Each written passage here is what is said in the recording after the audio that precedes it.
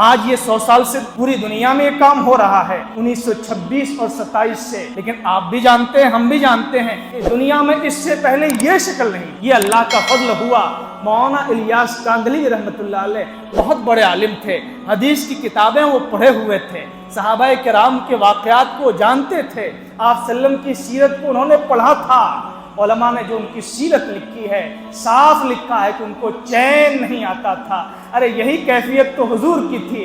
شمائل ترمذی کی مشہور روایت ہے، کان متواصل الاحزان دائم الفکرہ لیست لہ راحہ۔ آپ صلی اللہ علیہ وسلم ہمیشہ غم میں ڈوبے رہتے، دائم متواصل الاحزان، ہمیشہ آپ غم میں ڈوبے رہتے تھے، دائم الفکرہ، ہمیشہ فکر میں مبتلا ہوتے تھے، آپ کو کسی کروٹ چین نہیں آتا تھا۔ یہ فکر کس بات کی تھی؟ غم کس بات کا تھا؟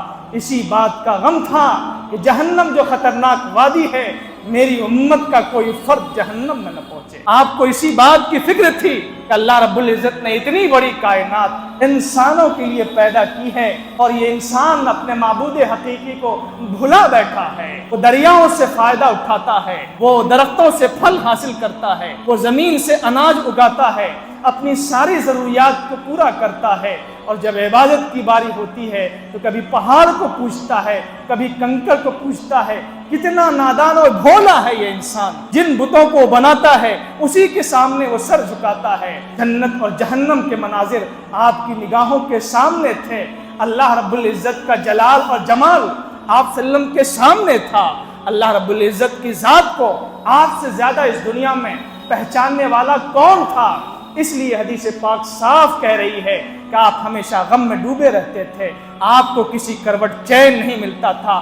آج بھی جو مسلمان دین سے جتنا جڑا ہوا ہوگا، انشاءاللہ اس کے دل میں درد ہوگا، یہ فکر ہوگی، یہ چنگاری ہوگی۔ اگر نہیں ہے تو پیدا کرنے کی کوشش کریں، اپنے ایمان کا جائزہ لیں، اگر ہے تو اللہ کا شکر ادا کریں۔ ارے قرآن نے تو ایک جگہ کہا، یا ایھا الذین آمنوا قوا انفسکم واہلیکم نارا، اے ایمان والو اپنے آپ کو اور گھر والوں کو جہنم کی آگ سے بچاؤ۔ علماء مثال دیتے ہیں بارہا، آپ مثال سنتے رہتے ہوں گے، تو قرآن نے کہا جہنم کی آگ سے بچاؤ۔ جہنم کی آگ اس آگ کے مقابل میں بہت خطرناک ہے، ہم مثال بھی نہیں پیش کر سکتے ہیں، اتنی خطرناک ہے۔ آپ کا ایک چھوٹا بچہ، معصوم بچہ، حسین و جمیل بچہ، پیارا بچہ، جس کو آپ نے پوسا پالا ہے، کھلایا ہے، پلایا ہے، اچھا کپڑا پہنایا ہے، 5 سال کا، 4 سال کا، 7 سال کا، اور بغل میں آگ دہک رہی ہو، کسی کے گھر میں آگ لگ گئی ہو، اور بچہ قریب پہنچ جائے، آپ کو چین ملے گا؟ آپ کو چین ملے گا؟ کہ آپ صرف یہی کہہ دیں گے اچھا ہٹو ہٹو ہٹو وہاں سے، اتنا کہنے پر اتفاق کریں گے؟ آپ دور سے دیکھیں گے، پہلے آواز دیں گے، اگر وہ نہیں رکے گا آپ خود دوڑیں گے اور شور ہنگامہ کریں گے، 10 لوگوں کو اکٹھا کریں گے کہ اتنی خطرناک آگ سامنے ہے، خدا نہ خواستہ اس کی لپٹ ادھر اگر بڑھی تو یہ بچہ بچ نہیں پائے گا، فوراً آپ اس کو کھینچنے کی کوشش کرتے ہیں۔ آپ کی اولاد خدا نہ خواستہ کل آپ کی نگاہوں کے سامنے جہنم میں جائے، آپ کیسے برداشت کریں گے؟ اس دنیا کے لیے آپ کیا نہیں کرتے ہیں، کیا نہیں کرتے ہیں؟ کرنا بھی چاہیے حدود میں رہ کر، لیکن آپ کے سامنے آپ کا بچہ شریعت کو توڑ رہا ہے، نماز کو چھوڑ رہا ہے، گندے گانے سن رہا ہے، گندی فلمیں دیکھ رہا ہے، اللہ اس کے رسول کی سنت کا مذاق اڑا رہا ہے، اور ہمارے دل پہ جوں نہ رہیں گے۔ کتنے افسوس کی یہ بات ہے۔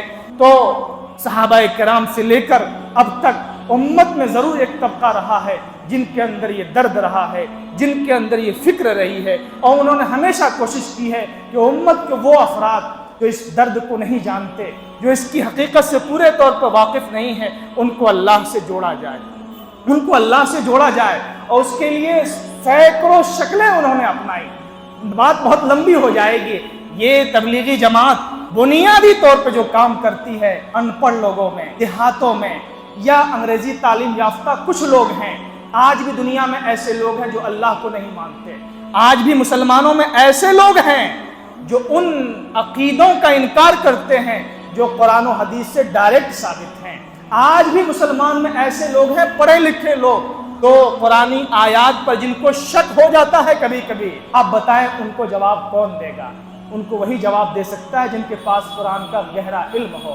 اور اللہ کا کرم ہے 1400 سال میں جب بھی دنیا میں کوئی فتنہ اٹھا، جب آپ اپنوں میں یا غیروں میں لوگوں کے دل میں شکوک و شبہات ہوئے، اس زمانے کے اعتبار سے علماء نے لکھا بھی اور تقریریں بھی کی۔ اس ہندوستان میں جب مرزا غلام احمد قادیانی نے نبوت کا اعلان کیا تو پوری تنظیم بنی۔ آج بھی ہندوستان میں اس موضوع پر کام ہوتا ہے، اس لیے کہ آپ بہت اعمال اچھے کریں، آپ اللہ کو مانیں، رسول کو مانیں، صرف حضور کو آخری نبی آپ نہیں مانتے، آپ کا ایمان کسی کام کا نہیں۔ معلوم ہے آپ کے بچوں کو معلوم، دیہات کے لوگوں کو معلوم ہے، تو اللہ کا یہ کرم ہے، اللہ کا یہ نظام ہے، یہ دین قیامت تک رہے گا، یہ شریعت قیامت تک رہے گی۔ ہم خوش نصیب ہیں کہ ہمارا حصہ اس میں لگ جائے، ہم اگر ہٹے اللہ کسی اور کو پیدا کرے گا۔ تو دعوت و تبلیغ کی اس شکل میں پوری دنیا میں یہ دعوت کا کام ہو رہا ہے اور امت کا بہت بڑا طبقہ اس سے جڑا ہوا ہے۔ یقیناً ہم کو جڑنا چاہیے اس پورے نظام کے ساتھ، نہ بھی جڑ پائیں، کم بھی جڑ پائیں، کم سے کم اپنے گھر کی ہر فرد کو خبر لینی چاہیے، بیوی کیا کر رہی ہے، بچے کیا کر رہے ہیں، اس لیے کہ اللہ کے رسول نے صاف کہا کلکم راعٍ وکلکم مسئول عن رعیتہ، تم میں کا ہر شخص نگراں ہے، چرواہا ہے۔ چرواہا جو ہوتا ہے 10 بکری 20 بکری کو چراتا ہے، ایک بکری غائب ہو جائے تو ڈانٹ پڑتی ہے اس پر۔ ہر شخص نگراں ہے، اس کے ماتحت جتنے لوگ ہیں اللہ تعالیٰ قیامت کے دن اس سے پوچھے گا۔ بادشاہ ہے رعایا کے بارے میں پوچھے گا، افسر ہے ماتحت کے بارے میں پوچھے گا، باپ اور ماں ہیں تو اولاد کے بارے میں پوچھے گا، شوہر ہے تو بیوی کے بارے میں پوچھے گا کہ اس کی دین کی تم نے فکر کی تھی یا نہیں۔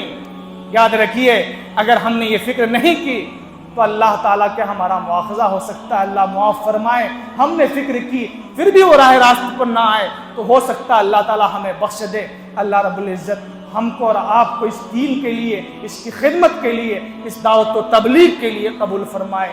وآخر دعوانا الحمدللہ رب العالمین۔